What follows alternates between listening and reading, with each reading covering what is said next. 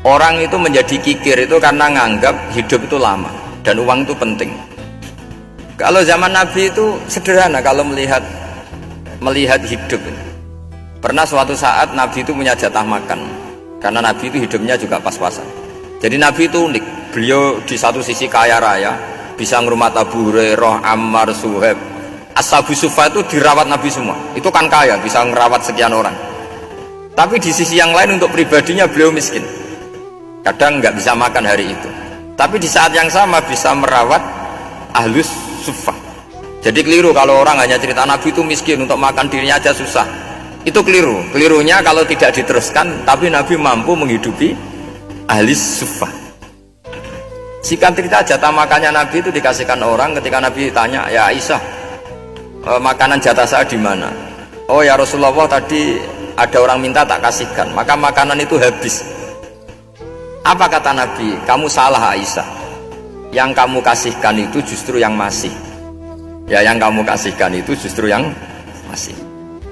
Sehingga Nabi menganggap, makanya Nabi terus ngendikan. Ya kalau mukhatabnya lelaki ya kira-kira begini. Wahallaka min malika illa ma akalta fa'afnaita walabista fa'ablaita.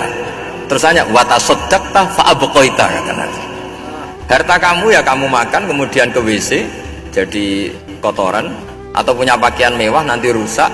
Wa tasaddaqta fa'abqaita. Ada yang kamu sedekahkan yaitu yang abadi sampai akhir.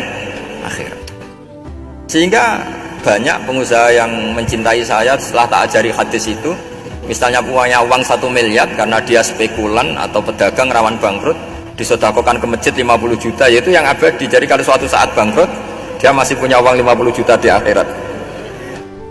Jadi Nabi itu mengajari sedekah itu apa? Ya sedekah itu pengabadian uang. Kalau kita kan enggak, bilang sedekah itu nguras uang. Itu pikirannya setan dan pikirannya orang Islam.